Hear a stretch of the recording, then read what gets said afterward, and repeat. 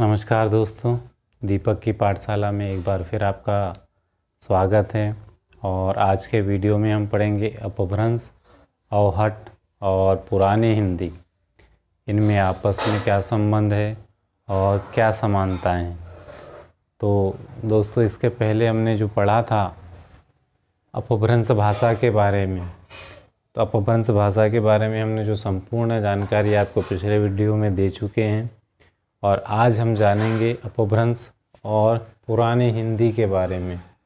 जैसे कि आपको मालूम है कि अपभ्रंश का जो काल जहाँ से समाप्त होता है वहाँ से अवहट्ट का प्रारंभ हो जाता है, और अवहट्ट का जहाँ से समाप्त हो जाता है पुरानी हिंदी का प्रारंभ हो जाता है। अब इनका आपस में क्या संबंध है, यहाँ से बहुत सारे महत्वपूर्ण प्रश्न पूछे जाते हैं, घुमा के पूछे जाते हैं, और कहीं ना कहीं जल्दबाजी में हम लोग क्या कर देते हैं कि गलत आंसर दे देते हैं या प्रश्न को समझ नहीं पाते हैं। तो इस चीज़ को ध्यान देने के लिए हमको क्या करना पड़ रहा है कि इस वीडियो में हम पूरी चीज़ों को अच्छे से पढ़ेंगे, ध्यान से पढ़ेंगे और पूरी जानकारी लेंगे। उसके बाद इनसे जो बनने वाले क्वेश्चन हैं उस पर बात करेंगे। जैसे कि आपको मालूम है, अपभ्रंश आपने पढ़ा हुआ है कि हर भाषा कहीं ना कहीं बिगड़े हुए रूप से निकल कर के आई हुई है, और वही भाषा क्या कहलाती है, अपभ्रंश कहलाती है। अपभ्रंश का अर्थ जैसा कि आपको मालूम है, बतलाया गया है कि या तो पतन होता है, या तो गिरा हुआ होता है, या तो बिगड़ा हुआ रूप है। तो यहाँ पर भी जब हम बात करते हैं कि जैसे सबसे पहले हमारी भाषा संस्कृत के रूप में आई, फिर भाषाओं ने अपना क्या है, एक समय चरम सीमा के बाद में उनमें क्या आने लगा कि परिवर्तन आने लगा। परिवर्तन को अपभ्रंश बोला गया या बिगड़ा हुआ रूप बोला गया। उसी आधार पर अपने को देखना है दोस्तों। जब अपभ्रंश भाषा आई तो अपभ्रंश काय में बदल गई, अवहट्ट में बदल गई, और अवहट्ट पुरानी हिंदी में। तो इनके अपने अपने जो भी संबंध है, आपस में विशेषताएं हैं, समानताएं हैं, इसको आज हम देख रहे हैं।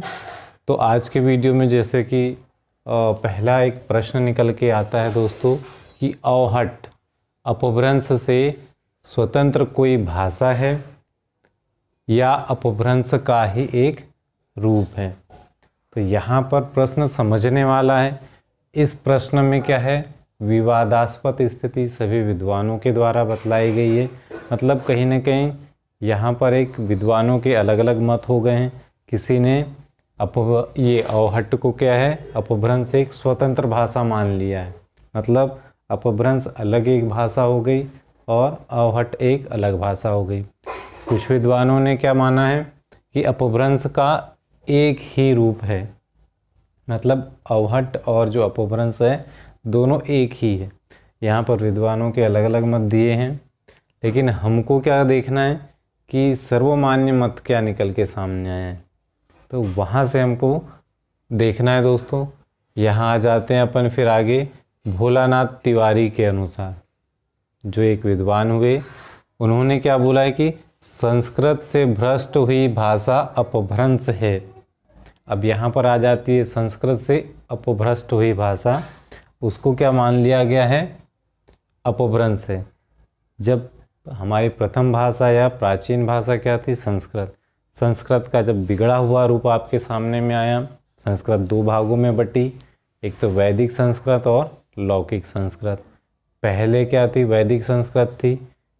कुछ लोगों में वो विद्वानों के द्वारा बोली जा रही थी, लेकिन उसी समय के जनसाधारण में उस भाषा को बोलने में असमर्थ होते थे, और फिर धीरे धीरे बोलचाल की भाषा में वैदिक संस्कृत को वो अच्छी तरीके से नहीं बोल पाते थे, और क्या हो जाता था, कहीं ना कहीं उनके बोलने में परिवर्तन आ जाता था, उच्चारण में परिवर्तन आ जाता था, और फिर ये रूप धीरे धीरे क्या है, आगे बढ़ता चला गया और एक बोली के रूप में आगे बढ़ा, और बोली से फिर उपभाषा और फिर भाषा बन गई। तो फिर वैसा ही क्या हुआ कि वैदिक संस्कृत का बिगड़ा हुआ रूप जो कि अपभ्रंश है, लौकिक संस्कृत में परिवर्तित हो गया।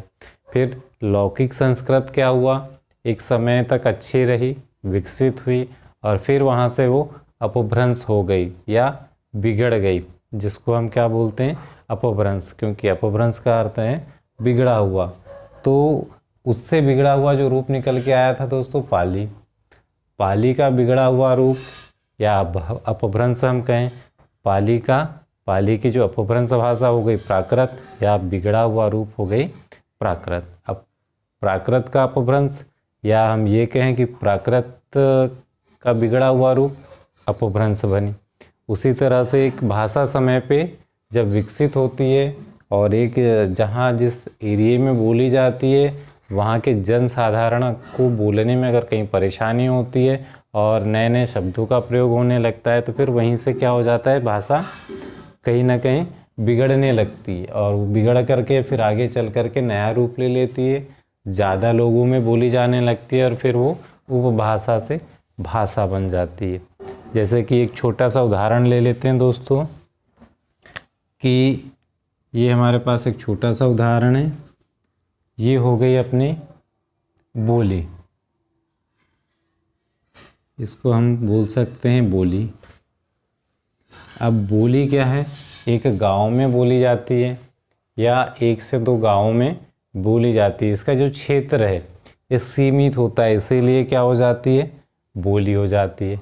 अब यही बोली क्या है, यदि इसका क्षेत्र बड़ा हो जाता है, ये एक या दो गांवों से जा कर के बढ़ कर के क्या है, अधिक गांवों में बोलने लगती है, तो ये क्या कहलाती है, उपभाषा कहलाती है। इसमें उपभाषा की अगर हम बात करें तो एक दो गांवों नहीं, ये लगभग 10-15 गांवों में लगभग ही बोलने लगती है। इसी प्रकार से गांव से ये जिले स्तर पे पहुंच जाती है, जिले स्तर से ये आगे संभाग स्तर में पहुंच जाती है। फिर कहीं ना कहीं छोट मोट इनमें क्या होती है, रचनाएं होने लगती है। लेकिन यहाँ पर क्या होता है कि इनके अपने शब्दकोश नहीं होते, इसीलिए ये उपभाषा तक सीमित रह जाती है। और उसके बाद में क्या होता है दोस्तों, इसका दायरा और बड़ा हो जाता है और ये पूरे एक प्रांत में या प्रदेश में बोली जाने लगती है। और जब ऐसा होने लगता है तो ये क्या हो जाती है, आगे चलकर भाषा का रूप ले लेती है। और भाषा का जब रूप ले लेती है तो भाषा क्या होती है, अपना एक उसका शब्दकोश होता है, उसका एक व्याकरण होता है, जिसके आधार पर ये क्या है, परिपक्व हो जाती है, विकसित हो जाती है, और आगे चल करके वह उस प्रदेश की क्या बन जाती है, भाषा बन जाती है। तो सबसे पहले आपको देखना है दोस्तों, बोली ही एक छोटे से क्षेत्र में बोली जाती है, वही उसका क्षेत्र जब बड़ा हो जाता है तो क्या कहलाता है, उपभाषा कहलाता है। और जब यही उपभाषा अगर पूरे राज्य में बोली जाने लग गई और पूरे प्रदेश में या प्रांत में बोली जाने लग गई तो भाषा कहलाने लग गई। और इसका बड़ा रूप जब हो जाता है, विकसित हो जाता है, शब्दकोश निकल के आने लगते हैं, व्याकरण ग्रंथ इसमें मतलब व्याकरण के इसका व्याकरण में भी इसमें क्या होने लगता है कि व्याकरण इसकी तैयार हो जाती है, तब ये एक विकसित भाषा कहलाती है और फिर एक प्रदेश के रूप में इसको प्रतिष्ठित कर दिया जाता है। ये उस प्रदेश की क्या है, भाषा कहलाती है, फिर इसको मान्यता प्रदान कर दी जाती है। इस तरह से हम इसको समझ सकते हैं। तो यहाँ पर क्या है कि भोलानाथ तिवारी जी ने भी वही कहा है कि संस्कृत से भ्रष्ट हुई जो भाषाएं हैं वो अपभ्रंश है। जितनी भी भाषाएं निकली हुई है एक दूसरे से क्या है, बिगड़ करके ही क्या बनी है, एक नई भाषा विकसित हुई है। तो यहाँ आगे क्या कहते हैं कि अपभ्रष्ट तो कह दिया है, तथा इसे ही एक भाषा के दो नाम मान लिया गया है। मतलब अवहट्ट और अपभ्रंश दोनों को यहाँ पर हम देखें तो एक ही मान लिया गया है, ये बताना चाह रहे हैं। मतलब यहाँ पर भोलानाथ तिवारी क्या कह रहे हैं कि जो भाषा है आपकी, एक भाषा के दो नाम अपभ्रंश और अवहट्ट है। भोलानाथ तिवारी जी के अनुसार उन्होंने अपभ्रंश को अवहट्ट नाम दे दिया है। तो यहाँ पर कन्फ्यूज़न एक बन सकता है, जबकि इसके पहले उन्होंने क्या कहा है कि संस्कृत से जो भ्रष्ट हुई भाषा है अपभ्रंश है। मतलब संस्कृत से जो अपभ्रंश हुई भाषा कौन सी है, वैदिक संस्कृत से लौकिक संस्कृत, लौकिक संस्कृत से पाली, पाली से प्राकृत, प्राकृत से अपभ्रंश, अपभ्रंश से क्या हो गई, अवहट्ट हो गई। लेकिन ये इसका एक क्रम है, विकास क्रम है। अब यहाँ पर आकर के उन्होंने ही क्या मान लिया है कि एक भाषा के दो नाम, अपभ्रंश को भोलानाथ तिवारी जी अवहट्ट भी मानने लगे। जैसे कि अलग अलग विद्वान इसको अलग अलग रूप में देखते हैं, अपना मत रखते हैं। तो उसी प्रकार से हम देख सकते हैं जैसे कि ये एक अपभ्रंश है और ये अवहट्ट है। तो यहाँ अगर हम इनके कालों की अगर अपन बात करेंगे दोस्तों, तो जो अपभ्रंश का जो काल है वो 500 ईस्वी से लेकर के लगभग 900 ईस्वी की तक चला। अपने को यहाँ से प्रश्न बनेंगे दोस्तों, ये है अपभ्रंश। अपभ्रंश को क्या है, पूर्ववर्ती अपभ्रंश भी बोला जाता है। और अपभ्रंश से क्या बनी है, अवहट्ट बनी है। और अवहट्ट को क्या बोलते हैं, परवर्ती अपभ्रंश भी बोला जाता है। तो यहाँ से एक प्रश्न ये निकल के आता है, जब अपभ्रंश भाषा आई तो उसका जो प्रारंभिक काल था उसको क्या कहते हैं, पूर्ववर्ती अपभ्रंश कहलाते हैं। और ये कब तक चली, 500 ईस्वी से लेकर के 900 ईस्वी तक चली। अब इसी का, यही अपभ्रंश का जब विकसित रूप हुआ और यह अंतिम समय में आई समाप्ति की ओर, तो ये अपभ्रंश, जैसे कि लोगों ने अपभ्रंश को प्रयोग में जब लाया तो वह भी कठिन हुई। तो उसने क्या है, लोगों के जनसाधारण में इसको बोल नहीं पा रहे थे, तो इसका भी फिर रूप क्या होने लगा, परिवर्तित होने लगा, बिगड़ा हुआ रूप सामने आया। और किसके रूप में सामने आया, अवहट्ट के रूप में सामने आया। और ये लगभग उस समय अपभ्रंश का अंतिम चरण चल रहा था और अवहट्ट भाषा का प्रारंभिक चरण चल रहा था।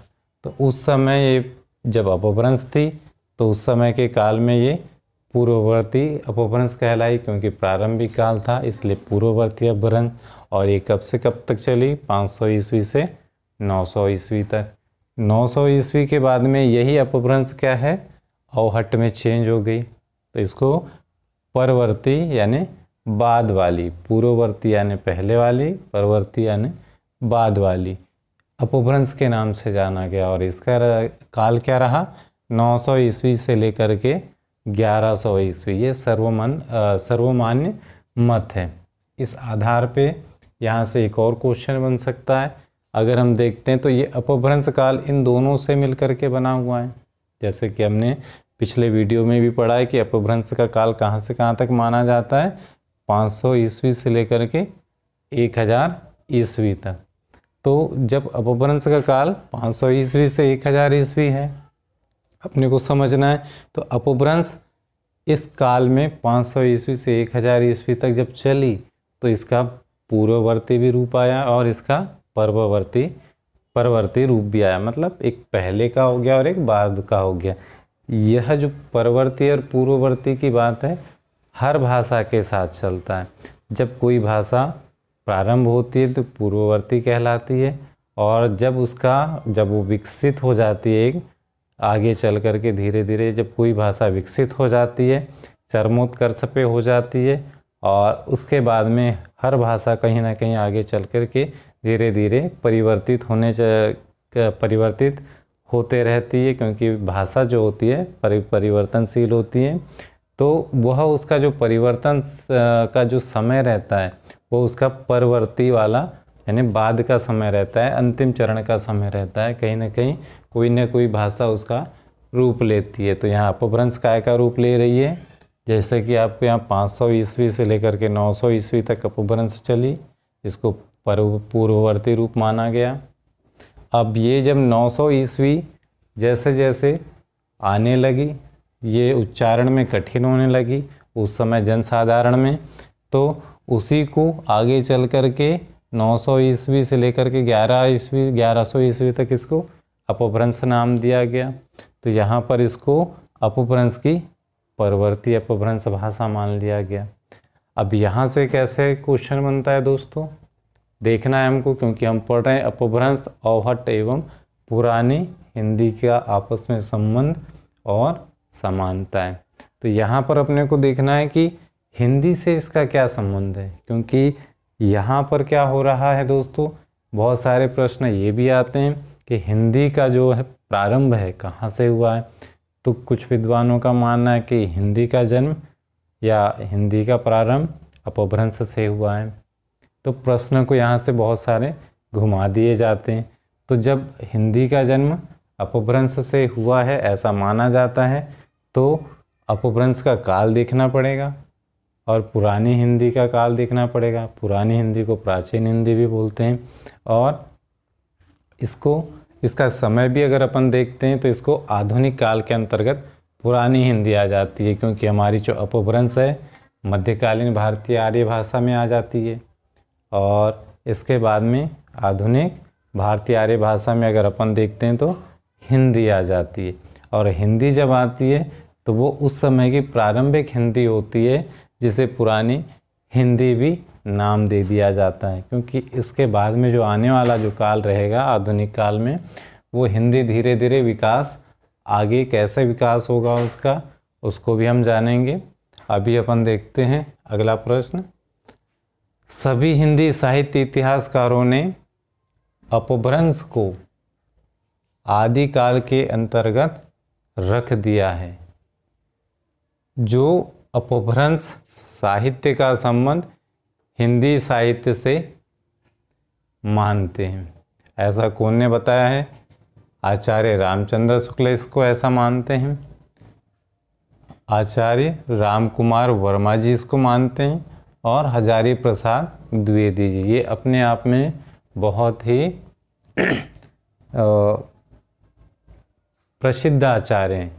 इनके ही द्वारा आने वाले समय में बहुत सारे ग्रंथ आपको मिलेंगे और इनकी जो भी बातें हैं सर्वमान्य बातों को हम जानेंगे। इन्होंने क्या कहा है कि सभी हिंदी साहित्य इतिहासकारों ने अपभ्रंश को आदिकाल के अंतर्गत रखा है। तो जो प्रमुख विद्वान हुए उसमें आचार्य रामचंद्र शुक्ल हो गए, रामकुमार वर्मा हो गए और हजारी प्रसाद द्विवेदी हो गए। यहाँ पर हम देखते हैं जो अपभ्रंश साहित्य का संबंध हिंदी साहित्य से लगाते हैं। ऐसा क्यों लगाते हैं इसको देखना है। आखिर ऐसी क्या बात है कि पुरानी हिंदी है या हिंदी है, इसका काल जो है अपभ्रंश से कैसे जुड़ा हुआ है, समानताएं क्या है, क्यों इसको अपभ्रंश से प्रारंभिक माना जाता है कि हिंदी का प्रारंभ अपभ्रंश से हुआ है। ऐसे कारण क्या है, ये जो बड़े बड़े विद्वान हैं इन्होंने भी ऐसा माना है। क्यों माना है देखते हैं इसको अपन। और सामान्य रूप से यह धारणा प्रचलित है कि हिंदी का जो आरंभ है वीर गाथाओं से हुआ है और वीर गाथा ही वह प्राणधारा है जिसका विकास अपभ्रंश से हिंदी में हुआ है। यह कथन जो है आचार्य रामचंद्र शुक्ल का है दोस्तों। यह कथन परीक्षाओं में पूछा भी गया है और यह कथन जब देता है पंक्ति दे दी जाती है और किसका है तो आपको ध्यान रखना है आचार्य रामचंद्र शुक्ल ने कहा है। क्या कहा है? सामान्य रूप से यह धारणा प्रचलित है कि हिंदी का जो आरंभ है कहाँ से हुआ है? वीर गाथाओं से हुआ है और वीर गाथा ही वह प्राणधारा है जिसका विकास अपभ्रंश से हिंदी में हुआ है। किसका कथन है? आचार्य रामचंद्र शुक्ल का कथन है। फिर संस्कृत से पाली, प्राकृत एवं अपभ्रंश तक की जो विकास यात्रा इस तथ्य से परिचित कराती है कि क्रमशः इन भाषाओं की जो प्रवृत्तियां हैं, मधुरता है, उच्चारण की जो सुगमता है तथा बोलचाल की जो भाषा को अपने में समाहित किए हुए है, यही प्रवृत्ति है जो आगे चलकर अपभ्रंश से आधुनिक भारतीय आर्य भाषा मतलब प्राचीन हिंदी की बात हो रही है दोस्तों, आदिकाल की बात हो रही है दोस्तों, तो उसमें उसके विकास में दिखाई देती है। मतलब जो अपभ्रंश का जो भी साहित्य लिखा गया है उसका एक अपना कोश है, व्याकरण कोश है, शब्दकोश है। उनमें जिन जिन शब्दों का प्रयोग हुआ है, जिन मुहावरों का प्रयोग हुआ है, लोकोक्तियों का प्रयोग हुआ है, उस समय जो व्याकरण कोश थे वहाँ जो मतलब समानताएं जो अपभ्रंश की थी, ये सभी चीज़ें कहाँ आ गई दोस्तों? अवहट्ट में भी आई और अवहट्ट के माध्यम से वही चीज़ आपको प्राचीन हिंदी में भी या पुरानी हिंदी में भी आपको दिखाई पड़ती है। इसीलिए ये वाली जो पंक्तियां हैं ये महत्वपूर्ण हो जाती है। इन सभी में आपको ये देखने को मिल रहा है एक संबंध कि जो चीज़ आपको अपभ्रंश काल में मिल रही है वही अवहट्ट में भी है और प्राचीन हिंदी में। मतलब जो चीज़ जो शब्दकोश अपभ्रंश में था वही अवहट्ट में भी और वही प्राचीन हिंदी में भी है। उस समय जो मुहावरे अपभ्रंश में प्रचलित हुआ करते थे वही अवहट्ट में भी आ गए हैं और वही आपका पुरानी हिंदी में भी है। अगर अलंकारों की भी अगर हम बात करते हैं तो अपभ्रंश में जो अलंकारों का प्रयोग हुआ वही आपको अवहट्ट में भी मिल रहा है और अवहट्ट के बाद पुरानी हिंदी में भी मिल रहा है। मतलब ये सभी समानताएं जो अपभ्रंश में थी वही अवहट्ट में आई और अवहट्ट के बाद में वो आपको हिंदी में भी देखने को मिल रही है। मतलब कहीं ना कहीं यही पूरी चीज़ एक दूसरे से जुड़ी हुई है। तो ये इससे स्पष्ट हो जाता है कि हमारी जो हिंदी है कहाँ से है, इसका संबंध सीधे सीधे अपभ्रंश से ही है। और बहुत सारे इसके विचार हैं जो और इस चीज़ को पुख्ता प्रमाणित कर देते हैं। जैसे कि अगर अपन बात करें हिंदी की लगभग जो सभी बोलियां हैं सौर सेनी अपभ्रंश से ही विकसित हुई है।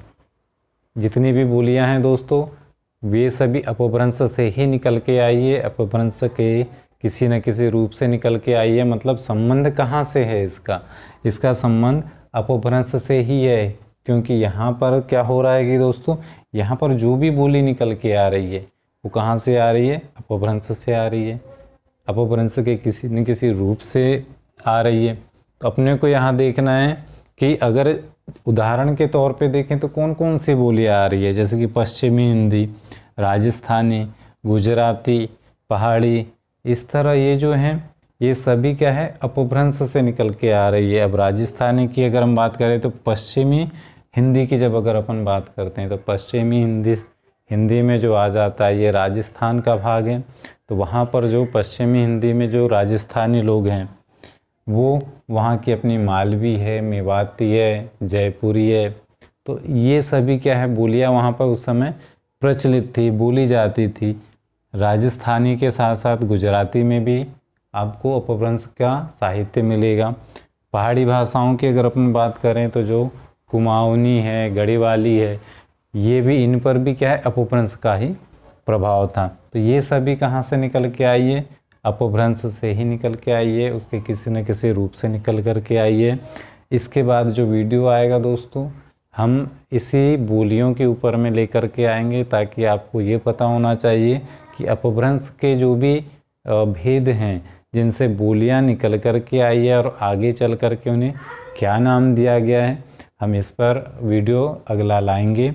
और अभी फ़िलहाल अपन देखते हैं आगे, क्योंकि हम देख रहे हैं अपभ्रंश अवहट्ट और पुरानी हिंदी में आपस में संबंध और समानताएं। तो यहाँ पर अब देखते हैं दोस्तों अपभ्रंशों से विकसित होने के फलस्वरूप जो विशेषताएं जैसे कि व्याकरणिक की हैं अपभ्रंश में थी, समस्त हिंदी में भी दृष्टिगत दिखाई पड़ती है। मतलब जो अपभ्रंशों में आपको विशेषताएं मिल रही थी व्याकरणों की, वही चीज़ सीधे सीधे कहाँ आ गई, हिंदी में भी वही विशेषताएं आ गई। वही व्याकरण सीधे सीधे कहाँ आ गया, अपभ्रंश से हिंदी में आ गया। ये भी आपको एक बात बता रहा है कि इसीलिए भी अपभ्रंश का संबंध हिंदी से है। फिर आप देख सकते हैं अपभ्रंश में व्यंजनों के स्थान पर स्वरों का प्रयोग होता था, वही हिंदी में भी होने लगा। ये भी एक चीज़ आपको मायने रखती है। फिर अपभ्रंश की जो प्रवृत्ति उकार बहुला में थी वह हिंदी बोली ब्रज और अवधि में भी आ गई है। जो अपभ्रंश में उकार बहुला की जो उकार बहुला में जो प्रयोग में क्या आ रहे थे, प्रवृत्तियाँ जो थी उकार बहुला की, वही चीज़ हिंदी में भी आ गई। अब ये उकार बहुला क्या है, आकार बहुला क्या है, ये सब अभी हम बोलियों के में जब अपन बोलियाँ पढ़ेंगे तो ये भी हम इसको आपको डिटेल से बताएंगे। फिर यहाँ पर देखें तो अपभ्रंश की द्वितीय वर्ण की जो प्रवृत्ति है हिंदी भाषा में भी देखने को मिलती है। मतलब अपभ्रंश में जो है कई शब्द जो हैं 2 बार प्रयोग कर लिए जाते थे, एक शब्द में ही उनका मतलब एक शब्द में ही उन अक्षरों को 2 बार ले लिया जाता था। उनको क्या कहा जाता है? द्वित्व वर्ण। द्वित्व वर्ण कौन सा है, ये भी प्रश्न आ जाता है कभी कभी। जैसे एग्जाम्पल में देखते हैं तो ये अपभ्रंश का शब्द है, इसमें लिखा हुआ है बा आधा प और प में बड़ा ऊ की मात्रा पू, बापू। मतलब प की यहाँ पर जो प्रवृत्ति है 2 बार आई है, 2 बार प्रयोग में आया हुआ है। एक आधा प है और एक पूरा प है, मतलब इसको द्वित्व व्यंजन कहते हैं। और यही अगर अपन देखते हैं हिंदी में, अगर अपन देखें तो ये हो गया चम्मच।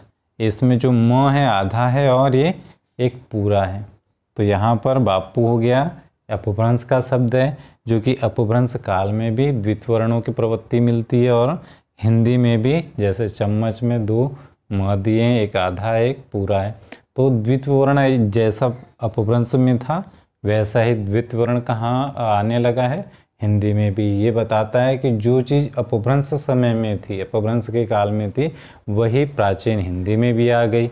मतलब पूरा का पूरा जो संबंध है, पूरे के पूरी जो समानताएं हैं, मतलब पूरे जो अपभ्रंश काल में जो समानताएं आपको मिल रही है देखने में, जो चीज़ अपभ्रंश में थी, अपभ्रंश भाषा में थी, वही चीज़ कहाँ आ गई दोस्तों? हिंदी में भी आ गई। फिर क्या होने लगा कि अनेक सर्वनाम, मुहावरे, लोकोक्तियाँ, रूपक, प्रतीकों का जो प्रयोग है, सांकेतिक भाषा का जो प्रयोग हो रहा है, फिर उपमा, अलंकार, ये सभी अपभ्रंश एवं आधुनिक हिंदी में भी देखने को मिल रहे हैं। मतलब ये जो थे ये सभी चीज़ कहाँ है? आपको अपभ्रंश में भी देखने को मिल गई, और यही चीज़ आपको कहाँ मिल रही है? हिंदी में भी देखने को मिल रही है। मतलब ऐसा लग रहा है कि अपभ्रंश और हिंदी में कोई अंतर नहीं है। जो चीज़ अपभ्रंश में है वही चीज़ सीधे सीधे हिंदी में है। अब उस समय अपभ्रंश जो थी उसकी भाषा अलग थी, वही उसको एक समय जब आगे चल कर के अपभ्रंश भाषा काय में बिगड़े हुए रूप में आई, और उसका बिगड़ा हुआ रूप क्या है?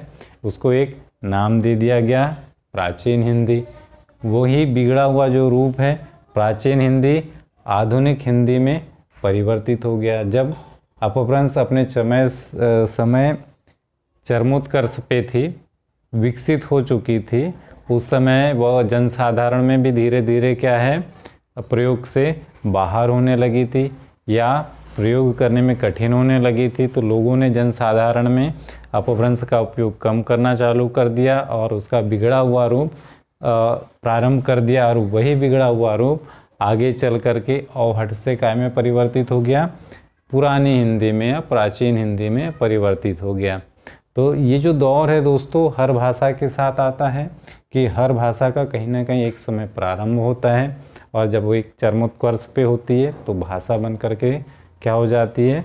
सबके सामने आ जाती है, और वही भाषा आगे चल करके कहीं ना कहीं विकृति पैदा जब उसमें हो जाती है, असमानताएं पैदा हो जाती है लोगों में, क्या होती है कि बोलने में लोगों जनसाधारण में उसको बोलने में असमर्थ हो जाते हैं, तो फिर वो अपना रूप परिवर्तित कर देती है। और जब यह भाषा अपना रूप परिवर्तित कर देती है तो वो उस समय की अंतिम समय की जो चरमोत्कर्ष के बाद में जो उसका समय रहता है वो क्या रहता है कि समाप्ति की ओर रहता है, और वही समाप्ति का जो समय है किसी न किसी भाषा के रूप में निकल पड़ता है। जो उस समय बोली होती है वही आगे चलकर उपभाषा और भाषा में परिवर्तित हो जाती है, और उसको एक नाम दे दिया जाता है। तो जैसा यहाँ पे अपभ्रंश का नाम औहट दे दिया गया, और औहट को आगे चल कर के पुरानी हिंदी नाम दे दिया गया। तो यही होता है दोस्तों, और इसकी कुछ समानताएं और भी है। इसका अगला वीडियो हम लेकर के आएंगे, उसमें भी हम अपभ्रंश, औहट और हिंदी की समानताओं के बारे में बात करेंगे। और उसके बाद का जो वीडियो होगा ये एक भाग 1 है, इसके बाद भाग 2 में हम बात करेंगे। उसके बाद हम हिंदी की बोलियों में जाएंगे। तब तक अगर ये आपको वीडियो आपको पसंद आ रहा है तो लाइक सब्सक्राइब कर दीजिए, बेल आइकन को दबा दीजिए। और आज के लिए बस इतना ही। आज का ये वीडियो आपको पसंद आया होगा ऐसा मेरा मानना है। अगर आप वाकई में इस चैनल को देख रहे हैं तो आप लाइक करें ताकि हमारा भी उत्साहवर्धन होता रहे और हम आपको नए नए वीडियो आपको जल्द से जल्द प्रोवाइड करते रहें। धन्यवाद।